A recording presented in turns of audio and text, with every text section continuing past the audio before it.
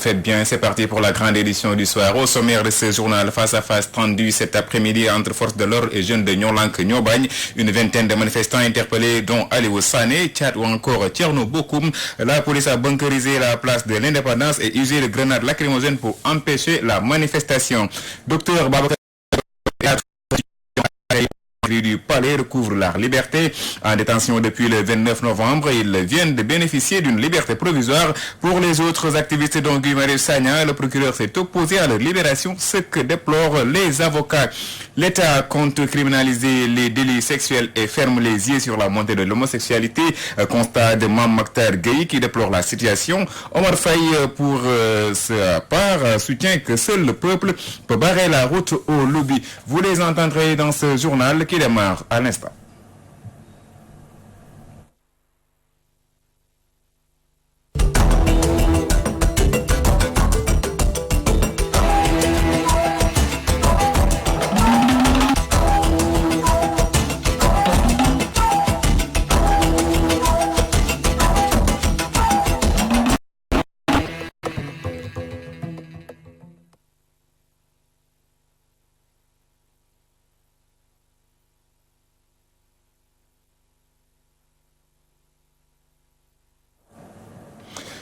Bonsoir, merci de nous choisir pour vous informer. Je vous le disais au sommaire de ce journal, plus d'une vingtaine de personnes arrêtées, dont Aliou Sané et Tchat de Yanamar, Tcherno Bokoum, Ben Talib Sow, entre autres.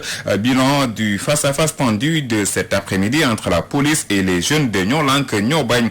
Les forces de l'ordre ont bunkerisé la place de l'Indépendance et usé de grenades lacrymogènes pour empêcher la tenue du sit-in contre la hausse du prix de l'électricité. Sa manifestation réprimée par les forces de l'ordre, Nyolank Nyobagne saisit le juge des référés, menace de porter plainte contre le préfet de Dakar.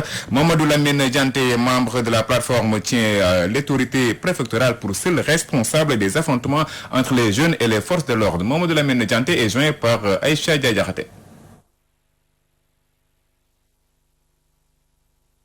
Nous avons toujours manifesté notre logique en nous inscrivant dans la paix et la préservation de la paix sociale. Il n'a jamais été question pour nous d'être dans une logique de bravade ou dans une logique de défiance. Nous sommes des citoyens sénégalais qui connaissons la Constitution du Sénégal et ce qui nous est permis. En nous basant sur la Constitution du Sénégal, nous avons fait une demande d'autorisation de marche. Encore faut-il rappeler. Ces libertés individuelles et collectives sont des acquis démocratiques obtenus de haute lutte depuis plusieurs décennies dans ce Sénégal-là. Nous avons donc, puisque c'est consacré par la Constitution, nous avons estimé qu'aujourd'hui, face au renchérissement du coût de la vie, toute augmentation du prix de l'électricité qui, au-delà d'être un service, est un facteur de production, va avoir des répercussions sur l'ensemble des produits de consommation. Aujourd'hui, à écouter les boulangers, on sait déjà qu'ils nous confortent dans cette position-là. À écouter les opérateurs économiques, dans une publication du journal gouvernemental hier, nous avons constaté également que cela nous conforte dans notre position. Les familles sont en train donc de vivoter aujourd'hui. Il y a une érosion inexplicable du pouvoir d'achat des travailleurs. Le 1er mai passé, le président de la République a dit à qui voudrait l'entendre et qui ne voudrait pas l'entendre qu'il n'est pas question pour lui d'aller vers une augmentation du salaire dans la fonction publique. Cela veut dire que si par conséquent il y a une augmentation des prix de denrées de première nécessité, évidemment c'est une érosion davantage sur le pouvoir d'achat qui est déjà exsangue. Nous avons considéré que nos ménages également, et ça a été traduit par la forte présence des personnes du troisième âge la dernière fois au niveau de notre marche du 13 décembre, des personnes du troisième âge, hommes comme femmes, parfois avec des cannes, marchant aux côtés des tout jeunes pour dénoncer cette mesure-là. Je crois que ça seulement et ça suffisait pour être un message qui doit être entendu par les autorités. Mais la réalité, c'est que ce sont ces personnes-là aujourd'hui qui prennent en charge encore les ménages dans notre pays. En détention depuis le 29 novembre dernier, Dr Babacar Diop et 4 étudiants arrêtés devant les grilles du Palais de la République ont obtenu la liberté provisoire cet après-midi. Membre du pôle d'avocats qui défend Guy Marius Sagna et compagnie, Maître Khoureyssi Ba promet de poursuivre le combat. Maître Khoureyssi Ba est avec Khadisela. Ce que je peux vous en dire, c'est qu'au vu de la situation d'ensemble qui est créée depuis le placement sous mandat de dépôt en date du 4 décembre, moi personnellement, j'ai pris un parfait accord avec ma conscience d'avocat et après avoir pris l'exacte mesure de mes responsabilités de défenseur, j'ai pris la décision de ne pas me rendre en prison pour aller leur rendre visite parce que c'était une façon de cautionner la répartition arbitraire qui a été faite. Parce que leur situation pénitentiaire est très simple. Ce sont des garçons qui sont inculpés et placés sous mandat de dépôt. Donc, en tant que de besoin, le juge les confie à la prison la plus proche, qui est la maison d'arrêt de Rebeuss, pour que l'instruction puisse se poursuivre jusqu'à ce que le mandat de dépôt soit levé. En lieu et place, on les a amenés dans des camps pénaux, c'est-à-dire dans des camps où on subit une peine, avec des conditions extrêmement humiliantes, dégradantes. Si vous prenez le cas de Marius Sagna, on le met dans une case de terroriste, donc dans un centre de punition, alors que lui, il est dans un dossier d'instruction, il bénéficie de la liberté, de la présomption d'innocence, il n'est pas encore jugé. Je pense que ça, c'est une puissante interpellation pour un avocat. Là, quand vous venez à Rebeuss, vous demandez vos clients, ils ricanent, ils vous disent, est-ce que vous êtes sûr qu'il est là? Ça, même ce niveau d'information, ils ne vous le donnent pas.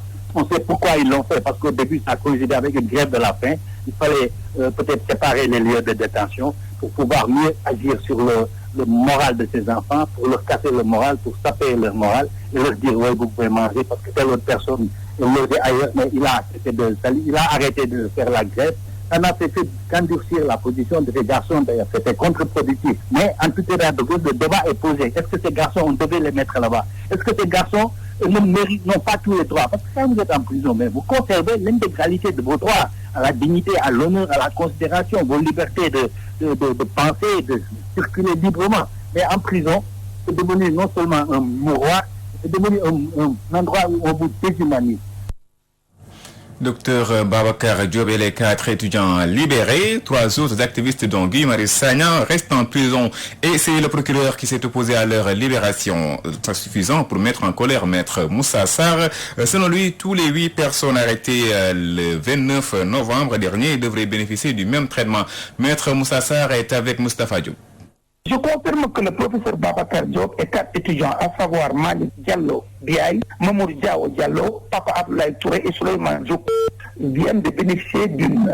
et les 3 autres, Guy Marius Sagna, Fallou Galassé et Ousmane Sarr, leur demande a été rejetée. Et donc, nous allons interjeter appel pour les 3 et continuer le combat devant la chambre d'accusation pour obtenir la libération. Pour le moment, je ne saurais le dire parce que je ne suis pas encore entré en possession de la décision. Je suis présentement même au Dakar, j'ai été informé de la décision. Maintenant, c'est en 2 semaines, je vais prendre connaissance. Mais d'ores et déjà, je peux dire que je ne comprends pas cette décision qui est satisfaisante de manière partielle. Parce que tous les 8 ont été arrêtés dans les mêmes conditions, poursuivis pour le même chef d'infraction, à savoir participation à une manifestation interdite. Pour dire, il y a 2 autres infractions. Mais en tout cas de cause, au regard de la loi, dès lors qu'ils sont régulièrement domiciliés, qu'il n'y a plus de risque de trouble à l'ordre public, leur détention n'étant plus nécessaire à la manifestation de la vérité, j'estime qu'ils devaient tous bénéficier au même titre que les 5 autres de la mise en liberté provisoire. Parce que les conditions légales sont réunies, outre le fait que leur libération participe à l'apaisement et à la discrétion de la situation. Donc je ne comprends pas cette décision-là, qui est incompréhensible à mon niveau.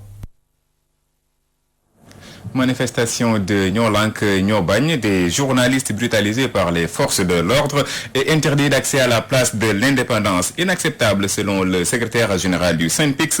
Bamba Kassé dénonce un coup orchestré dans le seul but de déstabiliser la presse.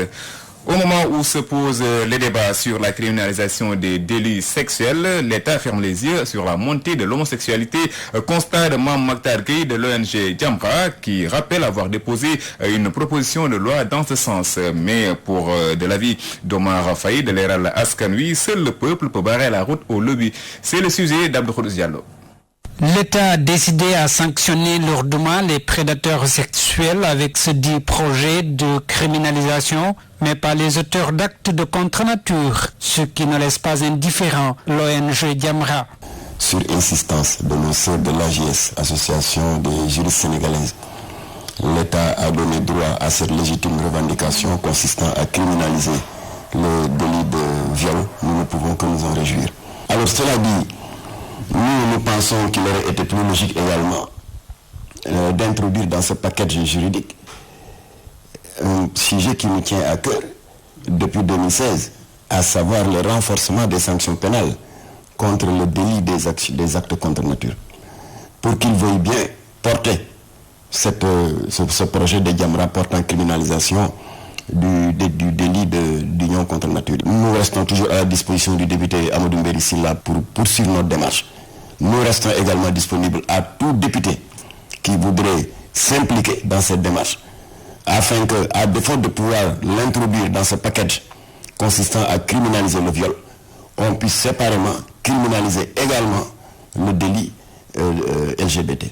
Cela parce que tout est question de lobby si on se fie à Omar Faye de l'ère Alaskanui. Le président de la République a parlé de problème de crise de valeur dans ce pays. Parce qu'aujourd'hui, l'objectif ou la politique de ce lobby, c'est quoi? C'est de diviser les gens dans tous les secteurs. Et que l'État est incapable, et sera toujours incapable de régler ce problème-là. Dans ce pays, ce qu'on a fait avec le maître coranique qui a été emprisonné, si on le fait pour combattre l'homosexualité, nous allons y parvenir. C'est un problème de volonté. Il ne suffit pas uniquement de faire des déclarations. Il faut des actes, il faut des actions. Et que ces actions-là ne sont pas menées. Les violeurs avertis, les homosexuels en roue libre au pays de la Teranga. Se sentant laissés en rade par les autorités étatiques, les populations de Meoundioben dans la région de Kaffrine ont profité de leur gamou annuel pour remettre sur la table leurs doléances. Elles ont réclamé entre autres une route praticable et l'électrification de leur village. Al-Hassan Ba à Meoundioben. Les populations de Meoundioben, un village situé dans la commune de Diokoul-Mbelmbouk dans la région de Kaffrine, ont profité de la tenue de leur gamou annuel pour monter au créneau. Première difficulté, pas de route praticable à Meou et le cas se généralise dans toute la région, soutiennent-ils. Nous voudrons que notre route soit goudronnée. On ne veut pas que du route bitumée, que notre route soit goudronnée, comme en vérifier les autres. Vous savez que dans la région de Kaffrine, dans une région, on peut en compter que 85 km de goudronnage. Vraiment, c'est dommage. Vraiment, nous voudrons que notre route soit goudronnée. Tawa Meoundioben jusqu'à Kaffrine. Meoundioben est enclavé. Pour partir à Nganda, c'est très difficile. Pour partir à Diokoul, c'est très difficile, ainsi qu'à Nguer aussi. L'électrification du village tarde à se réaliser. Un autre manquement qui n'est pas du goût des habitants de cette localité, et ils demandent que Meou soit doté d'électricité avant l'année prochaine. Meoundioben est en léthargie. Mais actuellement, il est en léthargie, il est presque mort. Les manquements qu'on peut citer, le manque d'électricité. Nous voulons vraiment que notre village soit électrifié, comme les autres villages, comme les autres villes du Sénégal. Puisque Meoundioben fait partie du Sénégal, nous devons en bénéficier de l'électricité comme Dakar et les autres villes aussi. Courant lañ bëgg ñu ngi la koy yóbbante na la fexeel nga taxaw ci nu mu gën a gaawee 2020 bi Meoundioben am courant. En plus de ces doléances, Meoundioben est laissé en rade sur beaucoup de domaines, ce qui incite ses habitants à brandir la menace de s'exiler en Gambie si des solutions ne sont pas apportées aux multiples problèmes dont ils sont confrontés. Les Saloum sont laissés en rade. Cette année-ci, si nos doléances tardent à réagir, si l'État du Sénégal tarde à réagir, peut-être on va résider en Gambie, ou bien on va essayer de passer à la vitesse supérieure. Pour rappel, cet événement religieux a mobilisé des milliers de fidèles venus de partout pour y assister dans ce village bicentenaire qui attend sa modernisation comme les autres foyers religieux. Meoundioben, Al-Hassan Ba, Yaya Gissé, Walfadjri. L'entrepreneuriat est en péril au Sénégal depuis l'entrée en vigueur de l'acte 3 de la décentralisation. Au propos des chefs d'entreprise, ces opérateurs qui courent derrière les collectivités locales depuis 2016 lancent un cri de détresse au pouvoir public. Écoutons à ce propos Sanou Ndiaye, leur porte-parole qui s'est confié à Théodore Semedo. Non, on est presque fermé, on ne travaille plus. Quand l'État te doit des millions et que tu n'arrives pas à rentrer dans ces sous-là, mais tu ne peux plus travailler. Pour travailler, il faut avoir les moyens de travailler. Depuis 2016 jusqu'à présent, on court derrière ces sous. On a été à la gouvernance, on a été à la primature, on a été à la médiature, collectivité locale, mais jusqu'à présent, on nous fait valser de gauche à droite. Il y a au moins, disons, 60 fournisseurs. Hein. Je ne suis pas le seul. Hein. Jusqu'à présent, on nous fait comprendre que tantôt, c'est collectivité locale au niveau du secrétariat général, tantôt c'est le trésor, on ne sait pas. On ne sait pas. Vraiment, on aimerait bien être édifié. On a vu Oumarium. Après Oumarium, on a vu l'autre ministre, je ne sais pas, l'actuel ministre de la Santé, monsieur Abdoulaye Diouf Sarr. Bon, c'est le nouveau qu'on n'a pas encore vu. On a vu aussi le secrétaire général, M. Turpin. Mais jusqu'à présent, Turpin nous fait valser de gauche à droite. On ne veut absolument rien. On demande au chef de l'État de nous aider pour nous payer nos sous. 400 et quelques millions, paraît-il. Hein. 30 millions d'enfants africains vivent dans la rue, une situation alarmante que déplorent les femmes élues locales de l'espace UEMOA, issues de 3000 collectivités locales. Elles se sont réunies à Dakar pour lancer l'opération Zéro Enfant dans les rues. Théodore Semedo, correspondance. Les enfants de rue, un véritable fléau social en Afrique. Selon des sources, il y a près de 30 millions d'enfants qui errent dans les rues d'Afrique. Le constat est que 30 millions d'enfants africains sont dans la rue. Une situation qui a poussé le réseau des femmes élues locales, REFLA, de l'UEMOA à tirer la sonnette d'alarme au cours d'un forum de lancement tenu à Dakar à travers le concept 3000 collectivités territoriales sans enfants en situation de rue. Prenons solennellement l'engagement de nous impliquer activement en tant qu'élus, mais aussi en tant que mères et parents dans les actions tendant à juguler et à gérer de manière légitime et durable les enfants en situation de rue. Dit que plus jamais d'enfants en errance dans nos communes. C'est pourquoi donc nous avons pris l'initiative d'organiser maintenant 3000 collectivités territoriales sans enfants en situation de rue. L'implication des parents et de la communauté est aussi sollicitée par le REFRA, par la voix de leur présidente Aïda Sow Diawara du Golfe Sud. C'est une question qu'on ne peut pas laisser seulement à l'État, mais il faudrait que les populations s'imprègnent de cela, et plus particulièrement papa et maman. Parce que quand même, un enfant, sa place n'est pas dans la rue, sa place est à l'école ou à la maison. Un avis que partage le président de l'Association des maires du Sénégal, Aliou Sall, qui plaide tout de même pour l'appui des Dara et des centres de sauvegarde. Le concept de Dara moderne, nous pensons, est un concept pertinent et à même de régler une bonne partie du problème. Que depuis quelques années, ces centres de sauvegarde présentent des difficultés budgétaires. Nous souhaitons donc, à côté des collectivités territoriales, que le gouvernement puisse renforcer ce système qui est très pertinent pour récupérer beaucoup d'enfants. Pour les ministres Ndeye Saly Diop Dieng et Oumar Gueye, respectivement en charge de l'enfance et de la décentralisation, il faut une mobilisation communautaire pour mettre fin à l'errance des enfants dans les rues.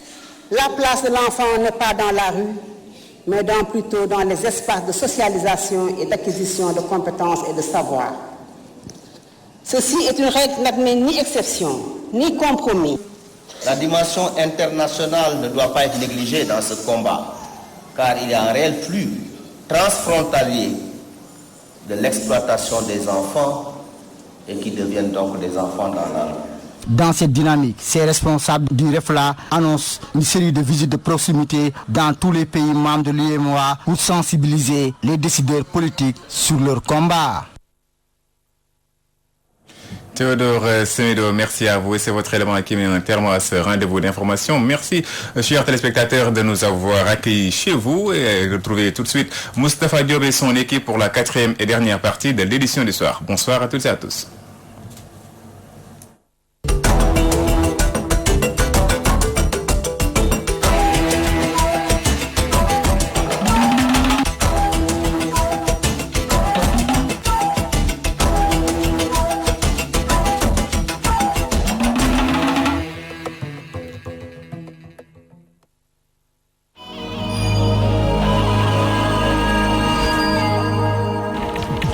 Vos valises, on va à Baltimore.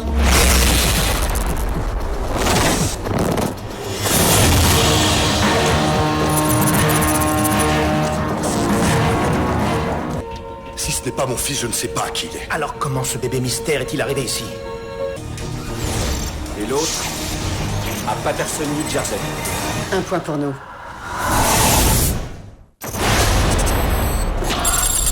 Je l'ai. Il faut les classer par année, en commençant par le plus petit nombre.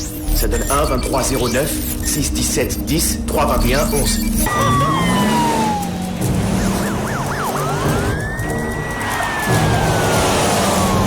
C'est la meilleure chose qui pouvait m'arriver. Ouais, mais elle t'a pas suivi à la trace. Ou dit avec qui tu pouvais sortir. Tu crois que t'es le seul à avoir subi ce traitement? Pouf chou. D'accord, alors du coup je t'en ferai un autre. Ah oui. Par croire que t'as un tas de maladies. Une façon de tirer profit de l'hypochondriaque qui est en chacun de nous. Ouais, sauf dans ton cas, Nelson. Je serais toi, j'irais montrer cette rougeur au coude à un médecin.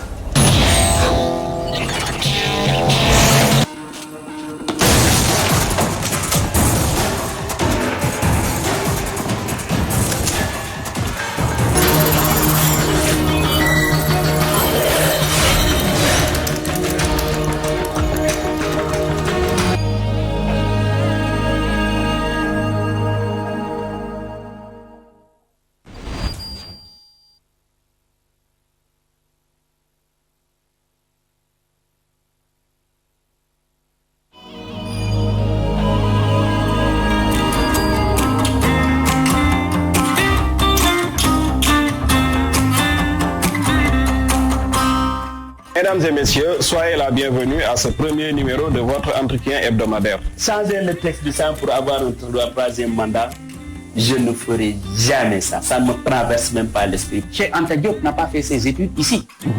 Mais il est revenu servir à l'université de Dakar.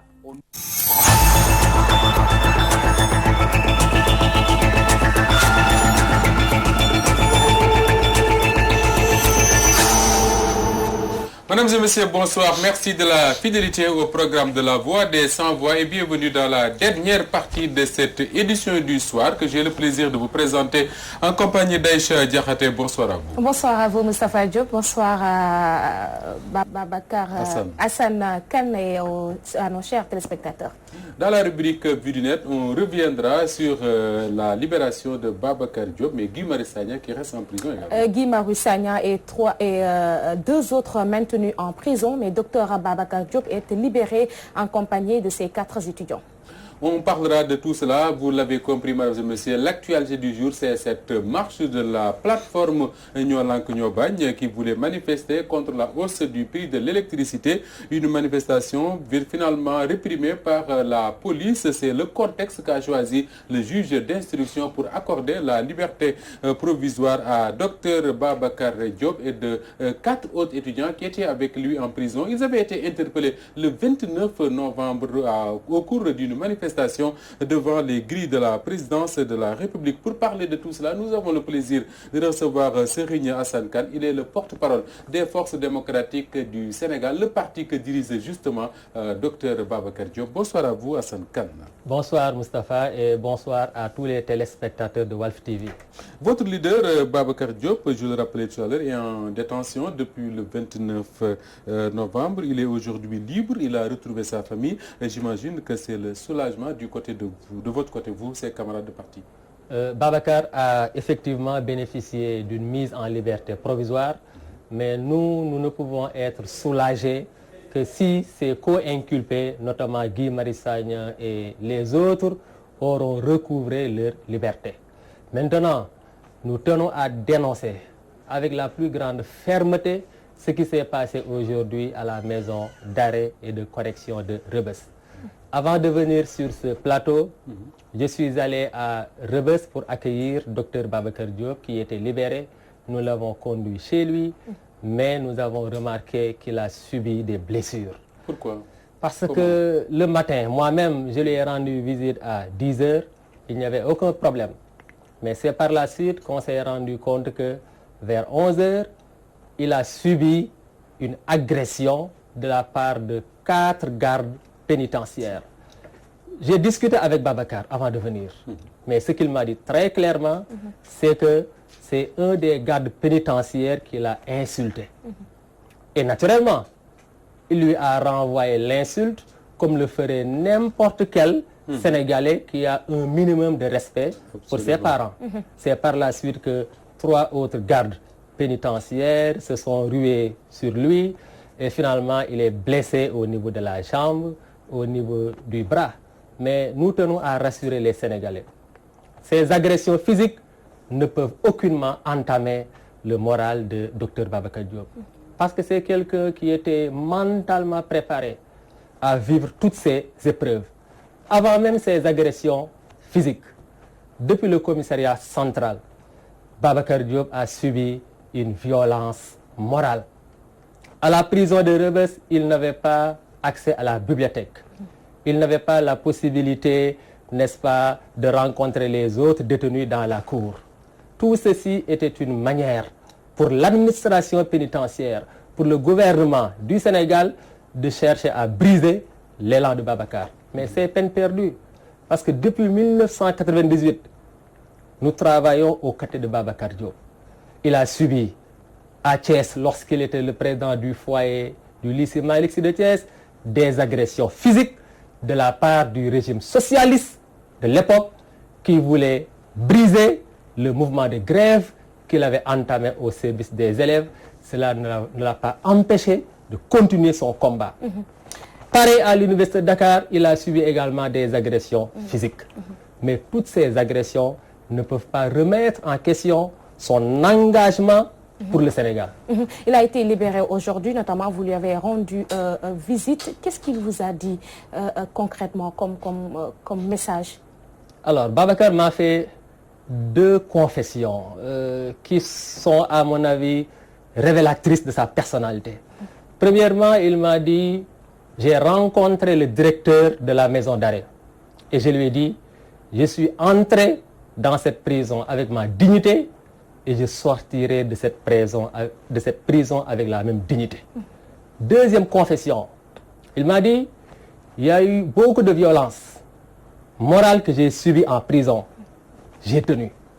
Mais le seul jour où j'ai versé des larmes, c'est lorsque j'ai regardé les images de ces milliers d'étudiants qui manifestaient pour réclamer sa libération.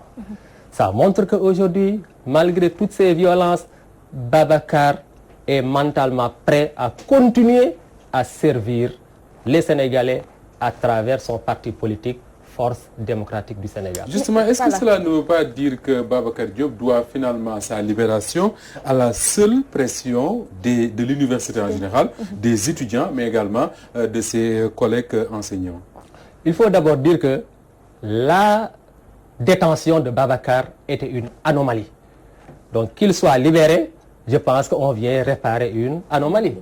Et c'est tout à fait normal que les universitaires se mobilisent pour exiger sa libération. Pour vous, il ne devrait même pas être arrêté? Non, non, absolument pas. Parce qu'il n'a fait qu'exercer un droit garanti par notre Constitution. Voilà, donc c'est normal que ses collègues de l'université le soutiennent, d'autant qu'il n'a commis aucun délit. C'est également tout à fait normal que les étudiants qui sont au niveau de l'université Cheikh Anta Diop